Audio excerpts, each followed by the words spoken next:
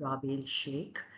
I'm an educator based in Karachi, Pakistan, and today's webinar is going to be on classroom management.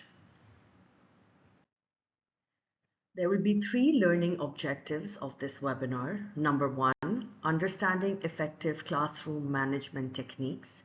Number two, proactive behavior management. And number three, interventions for challenging behaviors. Before we begin, I'm going to ask you to introduce yourself. Write down what your name is and write down why you are an effective teacher. You can copy and complete the sentence that you see on the screen.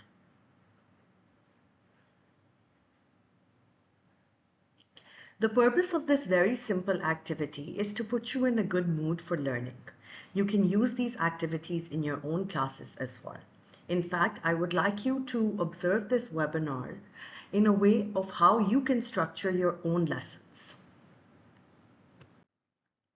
Let's come to the first part of the webinar, which is effective classroom management. Number one, before you start your course or you're starting a new term, it's very important to communicate your expectations to your students. This can be ideally written and should be placed in a space where it is easily seen and accessible by all. It is very effective if you do this setting of expectations in a group work method with your students. Ask students to divide themselves into group and to suggest 3 essential rules for their classroom. Insist that the rules be simple, positive, and specific. Number 2, managing the time of your lesson is very important for classroom management. So you want to start with a welcome, just like we did. You want to proceed with a lecture, just like we're doing right now. You want to stop the lecture and give the students some written work, which can be done in pairs or groups or individually. And finally, you want to close off the lesson before the bell rings and everybody goes scrambling out the door. Now, based on the previous slide where you have to divide your class lesson into 4 components, I want you to allocate minutes for each activity based on how much lesson time you have. So typically, if you have a 40-minute lesson, you can give 3 or 4 minutes for the welcome, you can give 15 minutes for the lecture, 10 minutes for the lecture, 20 minutes for the written work, and then another 3 or 4 minutes for closing. And this, of course, doesn't have to be fixed. You can vary it as per your needs or the needs of the lessons or the student. Number 3, the dreaded lesson plan. I know teachers have to spend so much time working on these, but unfortunately, they are extremely necessary, and there are some ways that you can make this process very easy for yourself. So you can use summer holidays, because that is your largest expanse of time that you get off, to sort of pre-organize your resources, make some lesson objectives, and just do a rough plan for the year. And then every week or every month, you can tailor this for your own needs, changing needs of the class or the students or the lesson. We will have another webinar on lesson planning, and you can also refer to the website grassrootspeakit.com for printables relating to lesson planning. So now, very quickly, let's take a 5-finger breathing brain break. I'd like you to put your left hand in front of you, and using the index finger of your right hand, trace up your thumb, breathe in, and trace down, breathe out. Breathe in, breathe out, breathe in, breathe out, breathe in, breathe out, breathe in, and breathe out. The purpose of this exercise was to allow your mind to just rest and recharge before we go to the second part of the webinar, which is proactive behavior management. In order to do this, you are going to be using some social emotional learning techniques in which you will be understanding and managing emotions, setting and achieving positive goals, feeling and showing empathy for others, establishing and maintaining positive relationships, and making responsible decisions for yourself and your students. Number one, give students a chance to connect with you during and after school hours. This can be through any means that is comfortable for you. It could be email, WhatsApp, Facebook, Google Classroom. You can set hours, you can set days, anything, any amount of time that's flexible for you as an educator to give to your students outside of the school hour.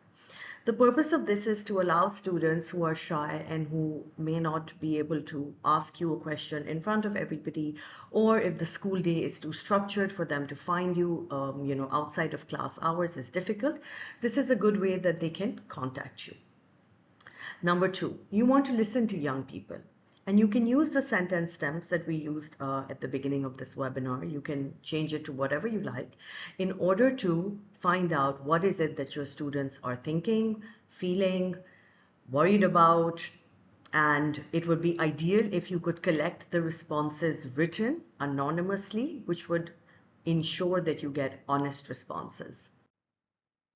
Number three, you want to build relationships with students. You want to tell them repeatedly that you believe in them, and you have to believe in them.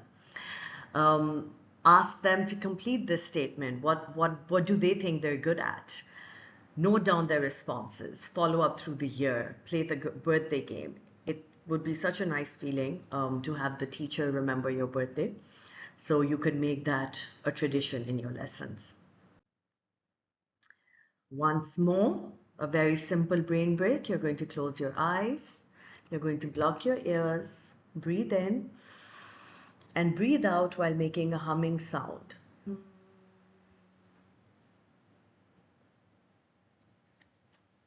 Very simple, low, zero cost, very little time required activities to recharge and recenter you and your students.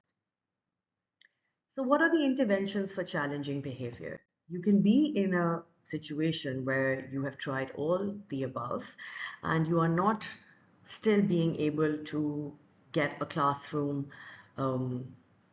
climate which is, cohesive to your teaching, and you're feeling like you're being interrupted. So these are some things that you can do in the class. Number one, if a student is speaking during lecture time, you can go and stand next to them and just continue with the lecture. So physically place yourself next to the student. Number two, you can whisper to them at their desk rather than screaming out loud from yours. You can speak to students in private about challenging behavior, and this is another way in which having access to students outside of class is helpful.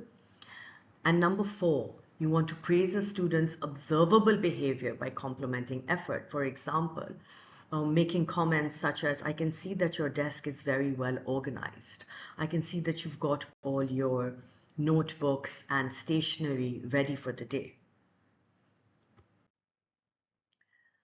These are some options for closing activities, and again, you can find printables of these on grassrootspk.com.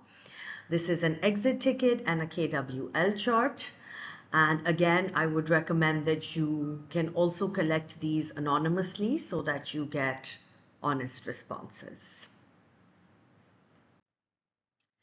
Before we go, I'd like you to write down one thing you learned today in this webinar. This is a very simple exercise to boost your metacognition, improve your memory, and make you more aware of your own learning process. If you have any questions, please feel free to reach out to me. You can also join my Teacher Support Teachers WhatsApp group. You'll find a link on the website, and I hope to see you again soon. Thank you.